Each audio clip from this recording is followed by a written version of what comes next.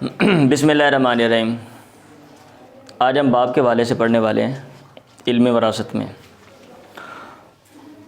جو چیزیں ہم دیکھیں گے وہ یہ ہے کہ بیسکلی باب کو کیا حصہ دیا گیا ہے، اور وہ حصے جو باب کو دیے گئے ہیں وہ کہاں سے دیے گئے ہیں، اس کے پیچھے جو بیسک فلسفی ہے وہ کیا ہے،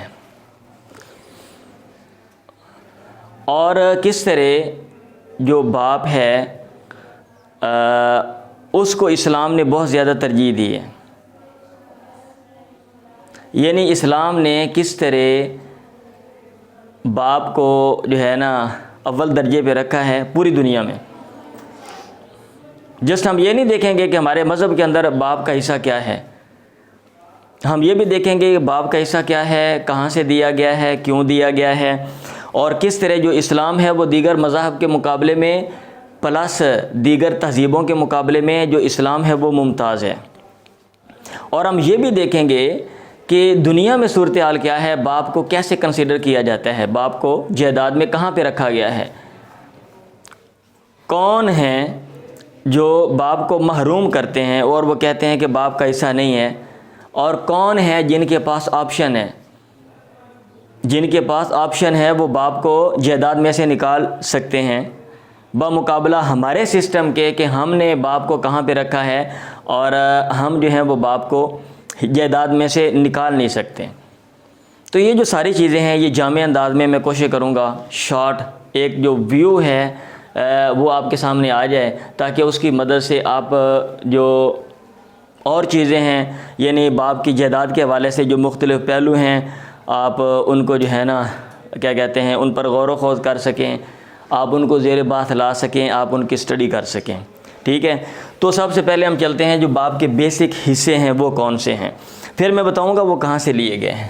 باب کو عربی میں کہتے ہیں اب چونکہ میں نے آپ پڑھتے ہو عربی کتابیں تو ان میں عربی کے جو نام ہیں وہ آتے ہیں، تو اس لیے مجھے بھی یہاں پہ وہ لکھنے پڑیں گے، اور حصے بھی عربی میں ہیں وہ، کیونکہ ہمارا جو ماخذ ہے وہ عربی ہے، عربی کتابیں ہیں جہاں سے ہم نے چیزوں کو لینا ہے، تو اس لیے وہ حصے بھی میں عربی میں لکھوں گا، اور جو ورثہ ہیں ان کے نام بھی میں عربی میں، اور وہ اصطلاحات جو عربی کی کتابوں میں ہیں ہماری اردو میں بھی وہ عربی میں ہی ہیں۔ جیسے سائنس چیزیں آپ پڑھتے ہو تو سائنس کی جو اصطلاحات ہوتی ہیں وہ ایک جیسی ہوتی ہیں۔ اب یہ نہیں کہ اردو میں وہ اصطلاح اور ہے، اگر وہ نام چینج کر دیں گے تو مسئلہ بن جائے گا۔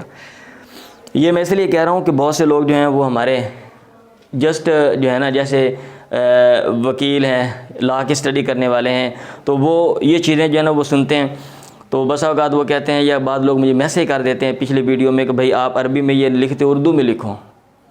ٹھیک ہے، تو عربی میں بھائی آپ کو پڑھنا پڑے گا، چند نام ہیں، تو اب آپ ان کو اگر آپ 2-4 دفعہ جب آپ دیکھ لو گے تو اتنی تو میرا خیال ہے انسان کی ذہنی صلاحیت ہوتی ہے کہ بندہ وہ چیزیں یاد کر لیتے ہیں۔ تو باب کو عربی میں اب کہتے ہیں۔ اب کے لو نیا مارکر لے کر آیا ہوں ماشاءاللہ، اور مارکر دیکھ لیں، آپ کے پاس ہے مارکر؟ آپ کے پاس مارکر ہے؟ دکھائیں ذرا، یہ دکھائیں مجھے۔ اچھا جی، تو باب کو جو حصے دیے جاتے ہیں وہ 3 ہیں۔ ایک ہے چھٹا حصہ، یہ بھی ویسے ہی ہے۔ یہ میرے لیے ویسے باعث حیرت ہے یہ چیز کہ نیا مارکر میں ابھی لے کر آیا ہوں اور اس کو استعمال نہیں کیا۔ اچھا، تو اس کو چھٹا حصہ دیا جاتا ہے یا پھر اس کو چھٹا حصہ دیا جاتا ہے اور اس کے ساتھ اس کو جو بچا ہوا حصہ ہے جائیداد میں سے وہ دیا جاتا ہے۔ ٹھیک ہے، اور یا پھر اس کو اسبہ جو ہے نا یعنی بچا ہوا دیا جاتا ہے۔ جو حصے ہمارے قرآن حدیث میں جو آتے ہیں، ٹھیک ہے، جو ورثاء کو دیے جاتے ہیں وہ یہ والے حصے ہیں۔ کون کون سے؟ نصف آدھا حصہ، ربع چوتھا حصہ، ثمن 8واں حصہ، سدس چھٹا حصہ، ثلث تیسرا حصہ، ثلثان تیسرا حصہ، تیسرے کا ڈبل کر کے۔ تو یہ والے حصے ہیں جو ورثاء کو دیے جاتے ہیں، ٹھیک ہے، 12 وارث ہیں جن کو حصے یہ دیے جاتے ہیں اور یہ والے حصے دیے جاتے ہیں۔ تو آپ جیسے کہ میں یہاں پہ 1/2 لکھوں، 1/4 لکھوں، 1/8 لکھوں، میں نے وہ مینشن کر دیے ہیں تاکہ آپ کو یاد ہو جائیں۔ نصف آدھا 1/2، ربع چوتھا 1/4، سمن آٹھواں 1/8، سدس چھٹا 1/6، ثلث تیسرا 1/3، ثلثان 2/3 2/3، ٹھیک ہے۔ اب باپ جو ہے، باپ کو سدس چھٹا حصہ دیتے ہیں، بسا اوقات سدس ما تعصیب چھٹا حصہ دیتے ہیں اور جو بچ جائے وہ دیتے ہیں، اور بسا اوقات ایسا ہوتا ہے کہ باپ کو بچا ہوا مال دیتے ہیں۔ اب کویسچن یہ ہے کہ کب؟ تو مسئلہ یہ ہے کہ مرنے والے کے اگر مذکر اولاد ہو، اگر مذکر اولاد ہو، مذکر اولاد یعنی اس کا بیٹا ہے، ایک ہے یا ایک سے زائد ہیں، پوتا ہے، ایک ہے یا ایک سے زائد ہیں، پڑپوتا، نیچے اولاد میں آپ سبھی مطلب دیکھیں گے، تو باپ کو چھٹا حصہ دیں گے، مرنے والے کے باپ کو کیا دیں گے آپ؟ چھٹا حصہ دیں گے۔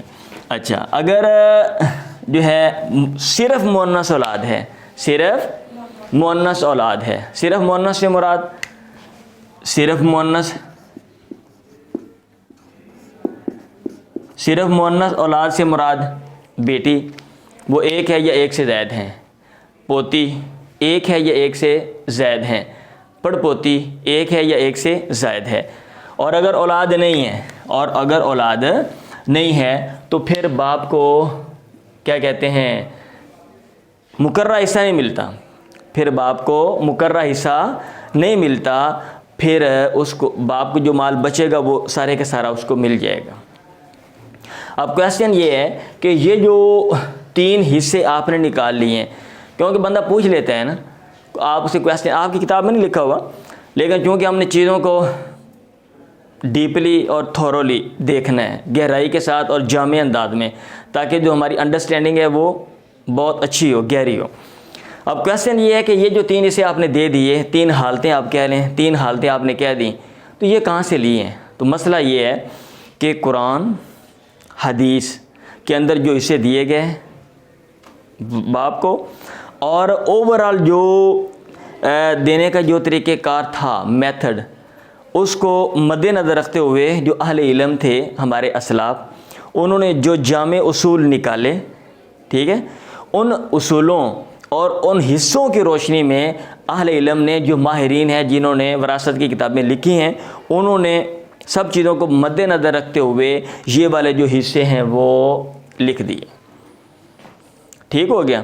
اب ان میں سے جو آیت ہے جو بیسک ہے، جہاں سے یہ جو حصے ہیں یہ لیے گئے ہیں، وہ یہ والی آیت ہے، آپ لکھ لیں، والی آبویہ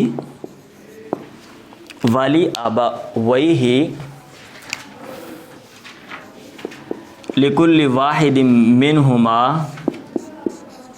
السدس، والی آبویہ لکل واحد منہما السدس مما ترک ان کان لہ ولد۔ اب اس میں کیا ہے؟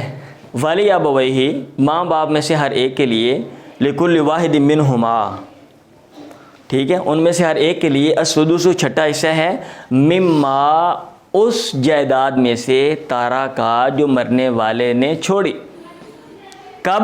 ان کان لہ ولد، اگر اس کی اولاد ہے، اگر اس کی اولاد ہے، ٹھیک ہے۔ تو یہاں پہ دیکھ لیں، چھٹا حصہ دے رہے ہو، اولاد ہے، چھٹا حصہ دے رہے ہو، اولاد ہے۔ اچھا، اب یہاں پہ یہ جو سدس ما تعصیب ہے اس کے اندر تو نہیں ہے۔ کویسچن یہ ہے کہ آپ نے کہا کہ بھئی چھٹا حصہ ادھر سے لیا ہے، تو آپ نے چھٹا حصہ دیا ادھر اور چھٹا حصہ دیا آپ نے ادھر، ساتھ آپ نے یہ بھی ما تعصیب بھی، تو یہ کہاں سے؟ تو یہ والا جو ہے وہ حدیث ہے، ابھی میں نے کہا نا قرآن حدیث، ٹھیک ہے، تو حصے اور اوورال جو طریقہ کار ہے اس کو مد نظر رکھتے ہوئے بات سنیں بھائی جا کے کیا مسئلہ، دروازہ بند کر دیں. الحقو الفرائض، بعد میں بات کر لیتے، دروازہ بند کر دیں فوراً، دروازہ بند کر دیں. الحقوا الفرائض باہلھا، الحقوا الفرائض باہلھا، یہ حدیث ہے. فما بقی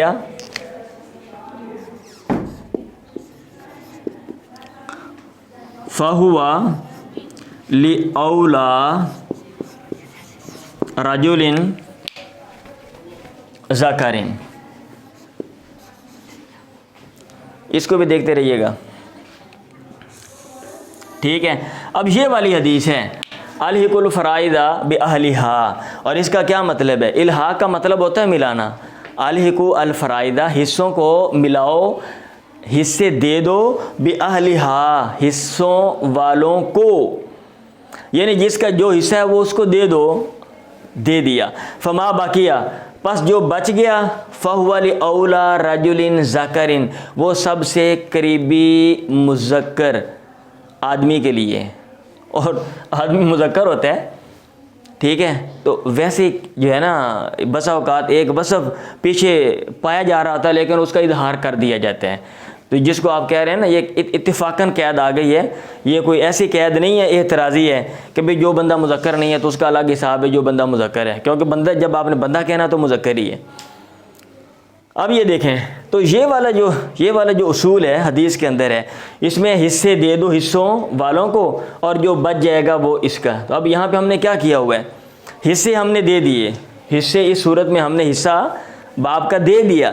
اب جو بچ گیا تو یہ حدیث کہہ رہی ہے آپ نے دے دینا ہے. تو اس کو مد نظر رکھتے ہوئے جناب بعض صورتوں میں بچ جاتا تھا تو آپ دیتے تھے، اور وہ صورت یہ تھی تو اہل علم نے یہ کہہ دیا کہ جب صرف مؤنث اولاد ہوگی تو پھر ہم کیا کریں گے، ہم باپ کو چھٹا حصہ بھی دیں گے، اور جو جائیداد بچ جائے گی ہم وہ بھی اس کو دے دیں گے،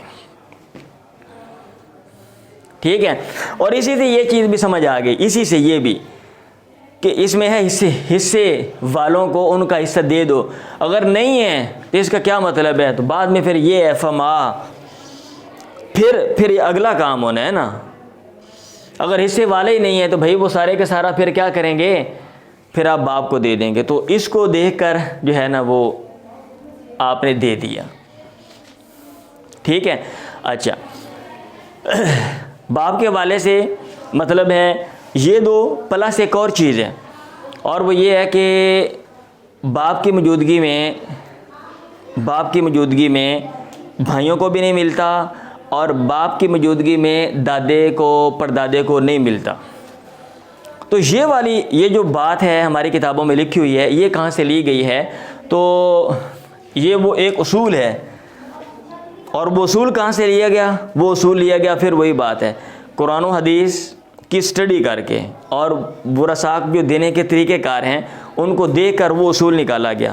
اس اصول کی وجہ سے ہم یہ بات کرتے ہیں کیا، اور وہ اصول یہ ہے کل من ادلا الی المیت، ہر وہ بندہ جو میت کی طرف ادلا منسوب ہوتا ہے، بشخص، کسی دوسرے بندے کے ذریعے، کسی دوسرے بندے کے ذریعے، لم یرث، وہ وارث نہیں ہے، مع وجودی ذالک الشخصی، اس بندے کی موجودگی میں. تو یہ اصول ہے، ہر وہ بندہ جو میت کی طرف منسوب ہوتا ہے، بشخص، کسی بندے کے ذریعے. اب کیسے؟ اب یہ دیکھیں،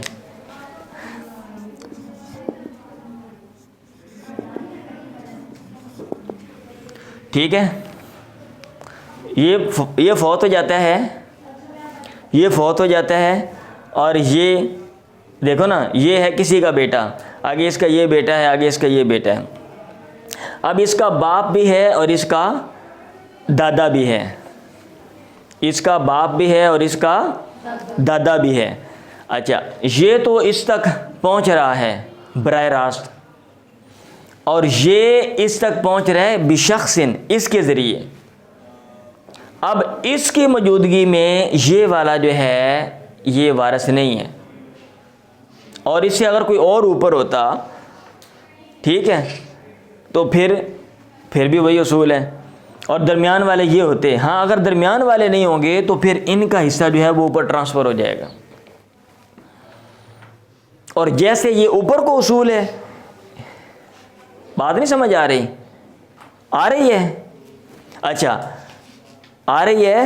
اچھا جیسے یہ اوپر کو اصول ہے نا، نیچے کو بھی وہی اصول ہے کہ بھی بیٹے کی موجودگی میں پوتا. اب ایک بندہ فوت ہو جاتا ہے، یہ دیکھیں، اور اس کا بیٹا ہے اور اس کا پوتا ہے. اب اچھا یہ جو پوتا ہے یہ اس تک یہ اپنے باپ کے ذریعے پہنچ رہا ہے نا. ہاں جی، اگر یہ والا فوت ہو جائے تو یہ اس کا بیٹا، یہ اس کا پوتا ہے. اگر بیٹا موجود ہے تو پھر پوتے کو نہیں دیں گے. بات سمجھ آ رہی ہے؟ تو یہ جو کیا کہتے ہیں، یہ جو ہم باپ کو حصے دیتے ہیں، یعنی ان کے جو ماخذ ہیں، یعنی یہ وہ حصے کہاں سے لیے گئے. اگر آپ کویسچن آ جاتا ہے باپ کے والے سے، باپ کی حالتیں لکھیں، تو اس میں آپ یہ چیزیں مینشن کر دیں، پلس اس کے جو ماخذ ہیں یہ بھی دے دیں، ٹھیک ہے، اور آگے بھی جو بات کروں گا وہ ساری بھی ایڈ کر دیں. تو میں کہتا ہوں کہ بھائی سوال ہی پیدا نہیں ہوتا کہ کوئی بندہ آپ کے نمبر، کوئی ایک نمبر کا حصہ بھی کاٹ سکے. وہ بات سمجھ آ رہی ہے؟ اچھا اب کیسے کریں گے، میں مزید وضاحت کے لیے جو ہے نا یہاں پہ ایک دو مثالیں دے دیتا ہوں، پھر میں آگے چلتا ہوں. اگلی جو بات ہے، مثلا ایک بندہ فوت ہوتا ہے اور وہ چھوڑتا ہے، وہ کیا کرتا ہے، اس دو وارث چھوڑتا ہے، ایک باپ اور ایک وارث اس کا بیٹا ہے. تو بیٹا جو ہوتا ہے وہ تو ہمیشہ اسبہ ہوتا ہے نا، اسبہ کہتے ہیں جس کو بچے ہوئے دیتے ہیں. اب ان میں سے کون سی حالت ہے؟ یہاں پہ پہلی حالت ہے، مذکر اولاد موجود ہے، لہذا باپ کو ہم دیں گے سدس، یہ والا حصہ. اور یہ والا حصہ نکالنے کے لیے ہم مسئلہ بنائیں گے، یعنی مال کے جو حصے ہیں وہ 6 کریں گے. ظاہر بات ہے چھٹا حصہ نکالنا ہے، آپ 6 حصے کریں گے، تو 6 حصے کر کے آپ ایک حصہ آپ دے دیں گے اس کو، اور جو باقی 5 حصے ہیں وہ ہم دے دیں گے ابن کو. کیونکہ اسبہ وہ ہوتا ہے جس کو بچا ہوا مال دیتے ہیں اگر ذوی الفروض ہو. ذوی الفروض کا مطلب وہ ورثہ جن کا حصہ مقرر ہے. اچھا اگر ایک بندہ فوت ہوتا ہے اور وہ چھوڑتا ہے باپ اور بیٹی، تو بیٹی اکیلی کو نصف آدھا دیتے ہیں، اور جو باپ ہوتا ہے مؤنث اولاد ہو، صرف مؤنث ہے، تو اس کو ہم دیں گے سدس، چھٹا حصہ پلس اسبہ. ماتاسیب کا یہ مطلب ہے، ٹھیک ہے. تو اب ہم کیا کریں گے، مسئلہ 6 سے بنائیں گے مسئلہ، کیونکہ آدھا 6 کا آدھا نکل لے، 6 میں سے آپ آدھا نکال سکتے ہو، چھٹا حصہ بھی نکال سکتے ہو سمپل لفظوں میں.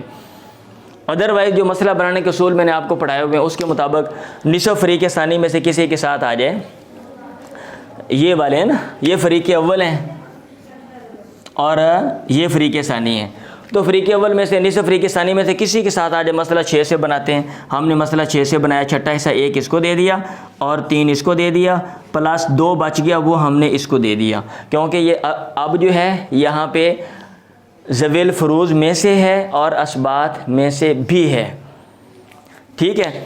اچھا اگر صرف جو ہے، اگر صرف مرنے والے کا باپ ہے اور وارث، آگے ہم ساتھ لگائیں گے، یہ آسان کر کے میں بتا رہا ہوں، اولاد نہیں ہے، تو اب آپ کہیں گے باپ ہے یہاں پہ اسبہ. باپ کیا ہے؟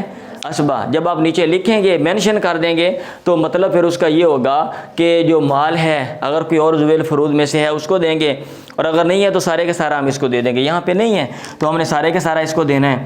تو دینے کا طریقہ یہ ہوگا، مسئلہ 1 سے بنائیں گے اور وہ 1 نیچے لکھ دیں گے، یعنی سارے کے سارا مال آپ نے کوئی حصے 2 نہیں کیے، 3 نہیں کیے، 5 نہیں کیے، 10 نہیں کیے.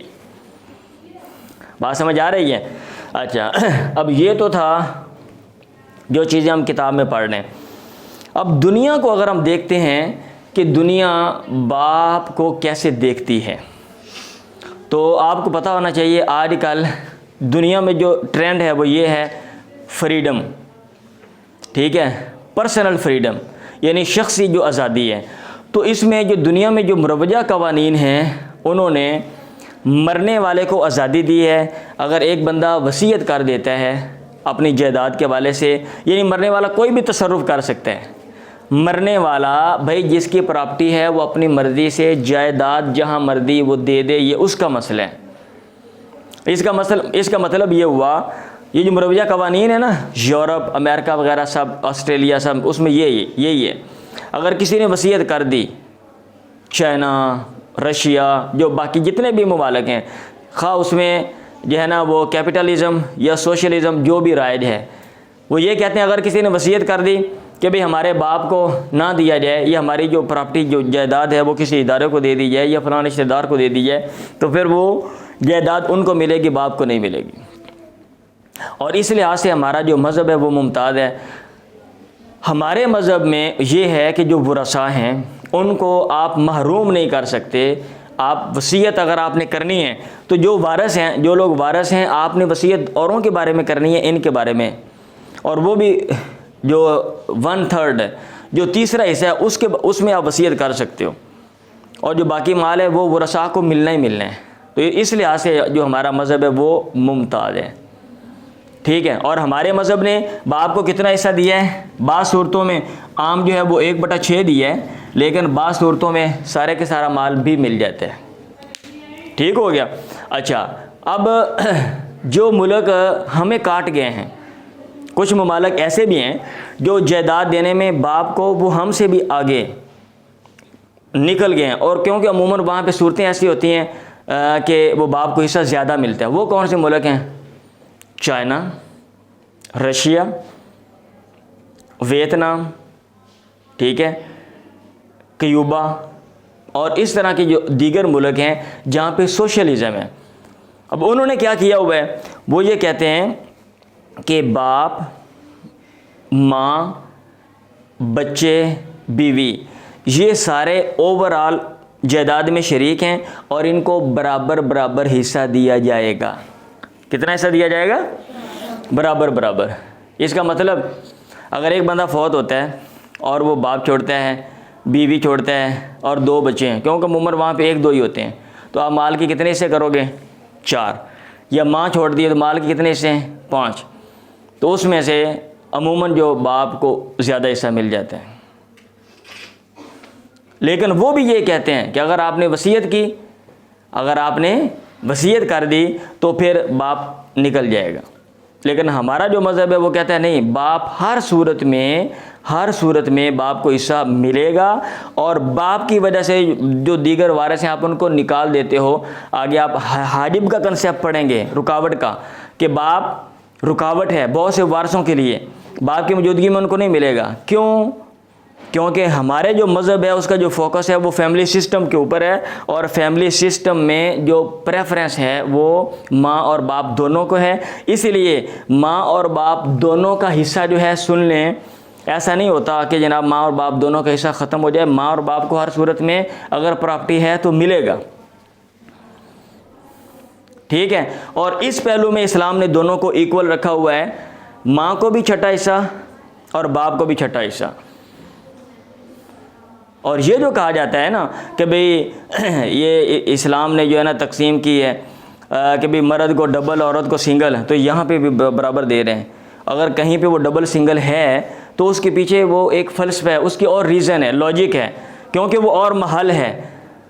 ٹھیک ہے، وہ اور محل ہے، اور بسا اوقات لاجک چینج ہوتی ہے، مسلط اور تقاضا کرتی ہے، تو اسلام جو دونوں کو ایکول کر دیتا ہے، مرد عورت دونوں کو برابر یہاں پہ مل رہا ہے. یہ دیکھ لیں، یہ لکھا ہوا ہے والی ابویہ لکل واحد منہما السدس، یہ قرآن کے اندر لکھا ہوا ہے.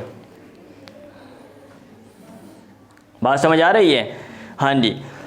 جو دنیا کے دیگر مذاہب ہیں، مثلا ہندوازم ہے انڈیا میں، تو ہندو جو ہیں وہ بھی باپ کو بعد میں سیکنڈ درجہ دیتے ہیں. سن لیں، اگر ماں موجود ہے اور بیوی موجود ہے، بچے موجود ہیں، ان کو ملے گا، باپ کو نہیں ملے گا. اگر یہ نہیں ہے پھر باپ کو ملے گا ہندوازم میں.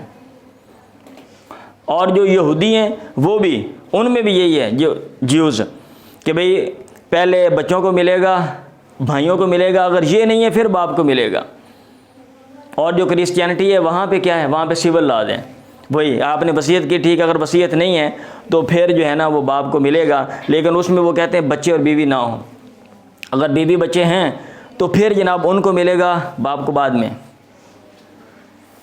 اور یہ اسلام کے جو ہے نا یہ فلسفہ ہے اور اسلام کی یہ لاجک ہے اور یہ جامع نظام ہے کہ انہوں نے ایک فیملی سسٹم کو ترجیح دی ہے اور اس کی وجہ سے باپ کو ترجیح دی ہے، اور باپ کو حصہ ہر صورت میں انہوں نے مطلب ہم نے دیا ہے، ہمارے مذہب میں یہ چیز ہے۔